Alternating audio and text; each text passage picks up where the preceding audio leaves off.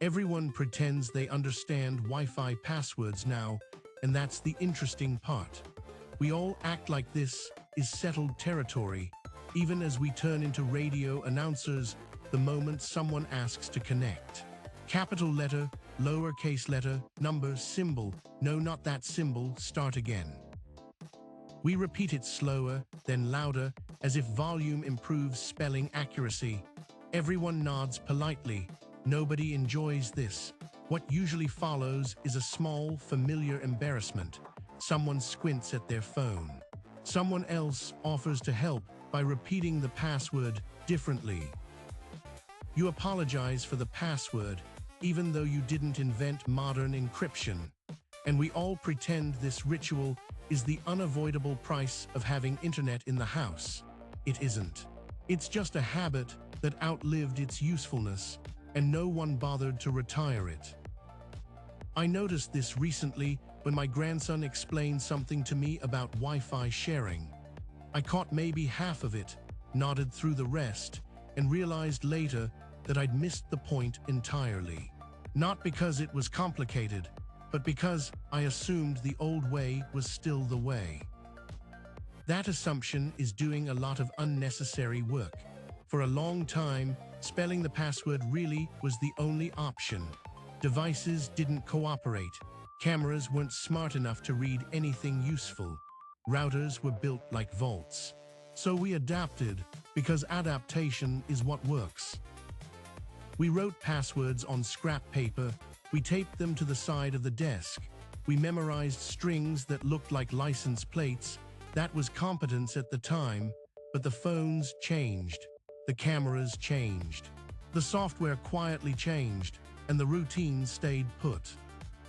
Mostly because no one announced that it was optional now. That's where the Wi-Fi QR code comes in, not as a trick, not as a tech flex, just as a replacement for spelling things out loud when there's a simpler, quieter way to do it. A Wi-Fi QR code is simply a compact set of instructions. Network name, security type, password, nothing more than that. When a phone camera sees it, the phone reads it and connects. No typing, no dictation, no social performance. The camera does the work. This didn't start as a lifestyle upgrade. It started as a convenience feature. Android added native Wi-Fi sharing years ago. Routers like Eero added guest network sharing because it reduced support calls. Apple made it possible through system tools and shortcuts without much fanfare. Each piece arrived quietly at different times with no single announcement. So now we live in overlap. Some people scan without thinking. Some people still ask for the password. Some people don't realize scanning is even an option, even when the camera is already out. That's how you end up spelling a string of characters while a perfectly good camera is pointed at the counter. The fridge matters here for a practical reason. The fridge has always been the information hub. Phone numbers, schedules, notes meant to be found quickly. A Wi-Fi QR code belongs there for the same reason. It's not decorative, it's functional. Once it's printed and stuck up, the interaction changes. Guests don't ask, you don't explain. They scan, connect, and the conversation moves on without ceremony or fuss. Once you accept that spelling passwords out loud is optional now, the next question is practical. What is that QR code actually doing? And how do you make one without turning it into a weekend project? The answer is reassuringly boring. A Wi-Fi QR code isn't clever. It isn't tracking anyone.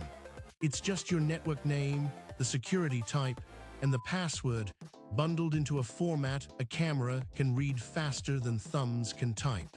When a phone scans it, the operating system does the rest. It reads the code, recognizes it as Wi-Fi instructions, and offers to connect. No app needed, no account created, no extra permissions granted. That's why it feels clean when it works, because nothing unusual is happening beyond a normal network connection. On Android, this is already built in. If you're connected to your home Wi-Fi, there's a share option that generates a QR code instantly. You don't need to understand how it's made. You just show it, save it, or print it for later use. It's one of those features that exists because enough people complained loudly enough and then quietly stopped talking about it once it worked. That silence is usually a good sign. It means the feature disappeared into routine, which is exactly where useful tools belong. Routers like Eero do something similar, especially for guest networks. Guest networks matter because they separate your household devices from visitors. Same internet, different lane. When Eero shares that network with a QR code, it's simplifying access and cleaning up boundaries. That isn't paranoia, it's housekeeping. Apple took a slightly different route. There isn't a big friendly share Wi-Fi button everywhere, but the tools are there. On an iPhone or Mac, you can create a simple shortcut using a standard text format. The string looks intimidating until you realize it's just labels. Network name, security type, password, type it once, generate the code, and you're done. Save it, print it. Forget about it until something actually changes on your network. None of this replaces basic sense. Use WPA or WP-Atwo security. Put guests on the guest network. Change your main password occasionally, not daily. When you do, the QR code updates with it. The printed paper just needs refreshing, like the old note did. The fridge comes back into the picture because it solves the last human problem. People don't know where to look. The fridge has always been the answer. Phone numbers, schedules, and notes meant for people who don't live in your head ended up there. Once the code is up, something subtle happens. Guests stop asking. You stop explaining. No one spells anything. No one apologizes for symbols. The connection happens quietly, and the conversation resumes without the technology announcing itself or demanding attention. This isn't about being more technical. It's about retiring a ritual that no longer earns its keep. The QR code doesn't make your house smarter. It makes it calmer. And in this case, calm is the upgrade that actually sticks. At some point, it helps to flip the frame. The world didn't suddenly get more complicated. We just stopped updating our habits while the interfaces kept moving. We all pretend we understand Wi-Fi passwords. That pretending is the tell, because spelling symbols out loud became routine long after a quieter option existed. We stand there spelling characters like it's a civic duty. Someone repeats it back. Someone asks about zeros and capital letters. The process takes longer than the visit itself. That moment feels normal only because we've repeated it for years, not because it still makes sense. We've been through this pattern before. Dial-up taught patience by force. Pop-up ads taught us where not to click. Printers taught humility. None of that meant we were bad with technology. It meant technology kept changing, and we adapted in uneven, practical pieces. The Wi-Fi QR code fits neatly into that history. It isn't a leap forward or a clever trick. It's a cleanup. It removes a noisy step that once had a purpose, but now mostly creates friction. The goal isn't novelty. It's fewer interruptions doing familiar things. What you're really retiring here isn't a password. It's a performance. The sigh, the spelling, the interruptions, the small social pressure to get it right.